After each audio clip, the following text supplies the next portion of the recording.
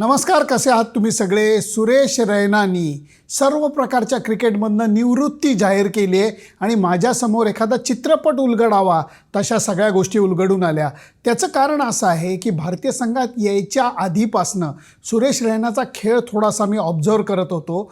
त्यातनंही त्यांनी ज्या वेळेला कसोटी पदार्पण केलं श्रीलंकेमध्ये, तेव्हा सचिन बरोबर त्यांनी मोठी भागीदारी केली होती. डेब्यूमध्ये सेंचुरी केली होती आणि त्या सेंचुरीवरती खुश होऊन सचिननी त्याला कोलंबोमध्ये जॅपनीज रेस्टॉरंटला जेवायला सुद्धा नेलं होतं आणि तो त्याच्यासाठी एक फार वेगळा प्रसंग होता असं त्यांनी मला स्वतः सांगितलेलं होतं.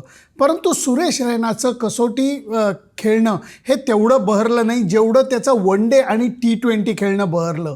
काय लकी माणूस आहे बघा. त्याचं कारण तो सर्वात ट्रस्टेड लेफ्टनंट ज्याला म्हणता येईल तसा महेंद्रसिंग धोनीचा होता. 2007 वर्ल्ड कप भारताने जिंकला, त्यावेळेला तो संघात होता. 2011 वर्ल्ड कप भारताने जिंकला, त्यावेळेला तो संघात होता. दोन्ही वेळेला धोनी कॅप्टन होता. त्याच्यानंतर IPLला चेन्नई सुपर किंग्सला ते दोघंही एकत्र खेळले आणि तुफान यश त्या फ्रँचाईजसाठी सुद्धा मिळवून दिलं.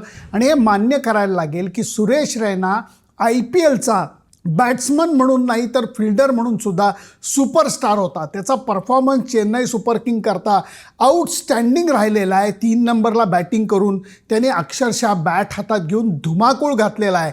पाहिजे त्यावेळेला बाउंड्री, पाहिजे त्यावेळेला सिक्सर मारण्याची ताकद आणि गुणवत्ता ही सुरेश रैनामध्ये होती.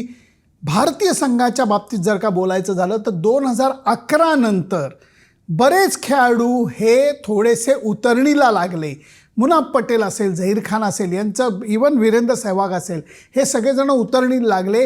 त्याच्यामध्ये वय कमी असूनसुद्धा सुरेश रैना उतरणीला लागला. त्याला तेवढं भारतीय संघासाठी खेळायचं आग उरली नाही की काय अशी माझ्या मनात शंका आली. पण त्यांनी खास करून मला वाटतं क्वार्टर फायनल मॅचमध्ये युवराज सिंग बरोबर ऑस्ट्रेलियाविरुद्ध जी काय बॅटिंग केली होती ती स्मरणात राहणारी आहे. आणि असं होतं की त्याला कधी 2 ओव्हर टाकायला द्या, तो बॉलिंगसुद्धा टाकायचा, फिल्डिंग तर तो आउटस्टँडिंग करायचा, कुठेही त्याला उभं करता यायचं इतका त्याचा कॅप्टनचा त्याच्यावरती विश्वास होता. बॅटिंगमध्ये सुद्धा 3 ते 5, 3 ते 6 या कुठल्याही नंबरवरती त्याला बॅटिंगला पाठवलं तरी एक भरोसा असायचा. म्हणून सुरेश रैना आज निवृत्त होत असताना या सगळ्या गोष्टी मला आठवल्या.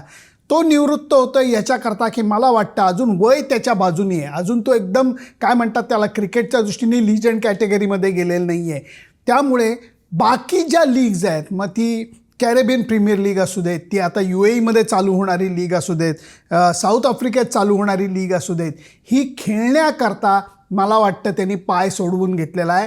कारण जर तुम्ही IPL खेळत असता, जर तुम्ही भारतीय क्रिकेट नियामक मंडळाचे कॉन्ट्रॅक्टेड प्लेयर असला तर तुम्ही बाहेरच्या कुठल्याही लीगमध्ये मर्यादित षटकांच्या तुम्ही खेळू शकत नाही.